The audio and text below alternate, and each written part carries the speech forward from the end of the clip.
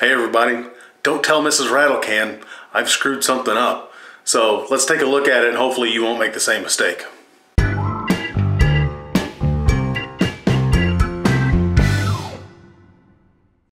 Hey everybody, welcome back to Mrs. Rattlecan's house. I am James, and if you have followed this channel for any length of time, you will know that our motto is something along the lines of screwing stuff up so you don't have to.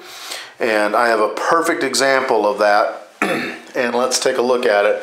Maybe I'll save you some pain. I have grouted the tiny bathroom, and there is a problem. Let's see if I can find a good example of it.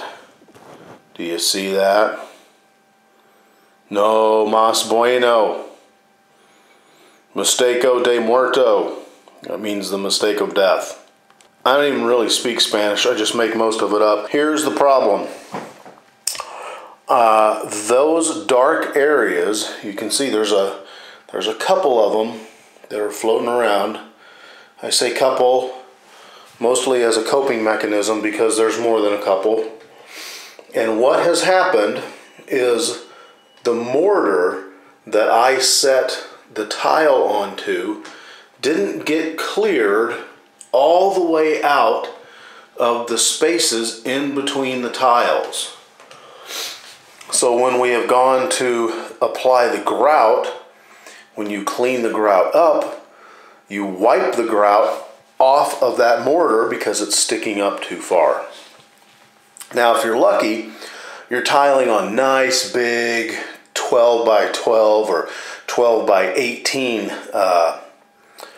tiles. If you have a penchant for pain, suffering, occasional bouts of crying, then you'll probably go with something like this, a mosaic tile where there's about, I don't know, 7 statute miles of space in between the tiles per square foot. So there's a couple of things that you can do to prevent this, and there's a couple of things you can do to fix this, so let's talk about those. Now, the most obvious way you can prevent all of this stress in your life is to read and follow the manufacturer's recommendations for installation. If you are using little teeny tiny tiles such as these, you can see if I put my big monster hand out there, they're not too big. The recommended trowel to apply your thinset is not this.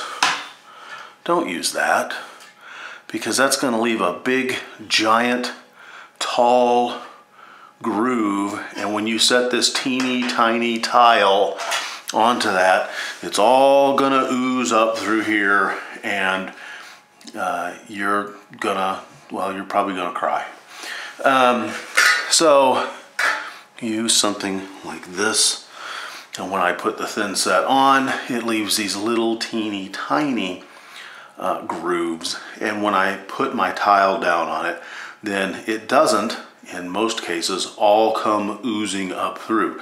Make sure that, again, you follow the manufacturer's recommendations for the type of thinset you're going to use and also the way that you apply that thinset. Now, when you get done putting your piece of tile down, if for some reason you have thinset oozing up through there, you can use like a sponge, or you could use a piece of cardboard. In this case, a piece of cardboard actually fits down in there really nice to scoop it out. And then make sure that you come back and you wipe it up and make sure that none of it dries on there. Because if it dries on your tile, especially if you're using a light colored grout, then when you lay that down and that comes poking up through, it basically just screams and yells and makes fun of you until you fix it. So if you take care of it when you are applying your tiles, then you're ahead of the game, because that's an easy fix. Now, when it hardens, then there's a little more of a pickle that you have to deal with. Now, if you have inherited the unfortunate position of having some thinset coming up too high in between your tiles and you let it dry, you've got a couple of different options, and it all involves work. So you can see right here, the thinset has come up and it is just below the surface of this tile.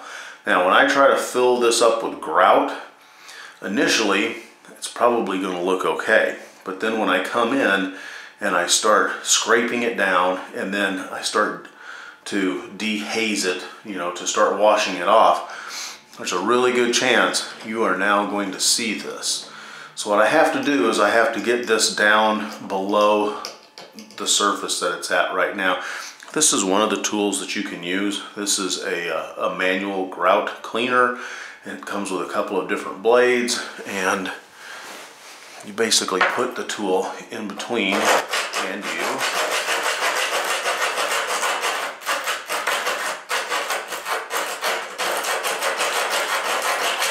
clean it like that.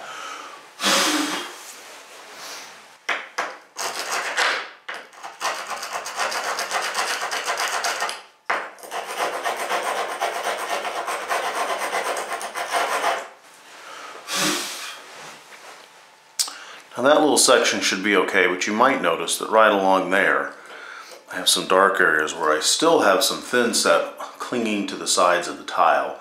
So you have to go through with a razor knife of some sort and scrape that off of there. Now you have to be careful, because if you have an intersection, say if this area right here was filled up, you want to be really careful when you're cleaning that out, because you can start to ride up on here, and next thing you know, you've dug yourself a nice little notch in the side of that tile.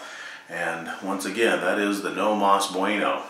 So if you've got one of those nifty cheese grade Manchurian wonder tools like I do, you can buy a grout cleaning blade, and that will fit right down in there and it'll vibrate a million miles an hour.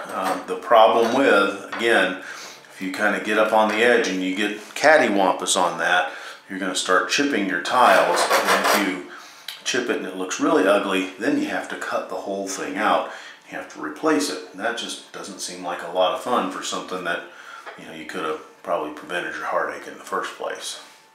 So now let's say that you have laid your tile down, you didn't clean your excess thinset up, and now you've grouted on top of it. Well, now what the heck are you going to do? Now this just happens to be an area that I have done all of that in, and you can see right here there are some sections where my thinset is either too high or it is up on the edges of my tiles and it is sticking out. So all of that has to be corrected. And how do you do that? You do it with this, or your cheese grade Manchurian Wonder Tool grout cleaning attachment, whichever one you prefer. It's the same process that we talked about when you were cleaning it out, but now it's even harder, because now you have a channel full of grout that you also get to clean that out of.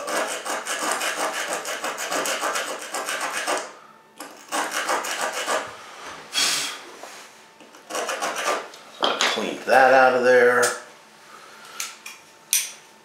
and now you have to go through and you have to get that little thin piece of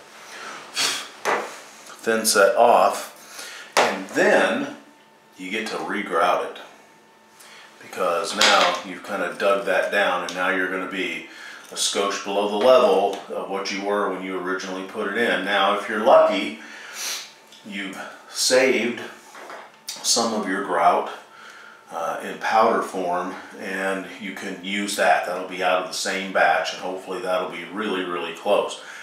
If you have to get more bags of grout, then hopefully, again, you've got some leftover, because what I would suggest you do is take your leftover grout and your new grout. Even though they're the same color, there could be some color differences in there. So then you can mix those two together, and then you're going to have a much better chance of having of having a good fix where you're really not going to see it. So yeah, you know, I wish there was a much easier solution, because then I wouldn't have to spend a number of days down here laying on my belly like a walrus.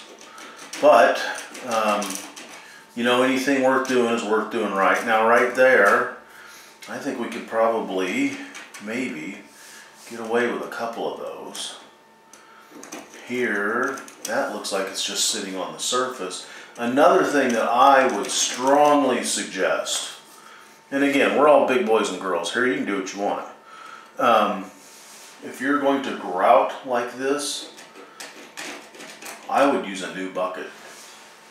A new clean bucket. If you're using a bucket that you have previously used to mix your thinset in, there's a good possibility you might scrape some little teeny tiny pieces of dried thinset into your grout, and then you're going to be mixing different colored flecks. And as we all know, that could turn out to be a lot of fun with you laying on your belly like a walrus, scraping stuff like this. So anyways, that's the fixes that I have in 3 different stages of laying tile down to help you avoid having to come back and fix it. If you've got some better fixes, I'd love to hear them. I know the people that that follow the channel and read the comments would love to hear them too. You can just put them in the comments down below the sermon notes. Mrs. Rattlecan, thank you guys every time you write in and give us comments and ideas and suggestions, because they are extremely helpful. Anyways, that's all I've got. This has been Mrs. Rattlecan's House. I'm James. You have a great one. Cheers. If you enjoyed watching this episode of Mrs. Rattlecan's House, consider checking out this video. Be sure to subscribe to us on YouTube, and to get the latest updates on our progress, like us on Facebook. Thanks for watching. We'll see you again soon. Perhaps we should have some wine.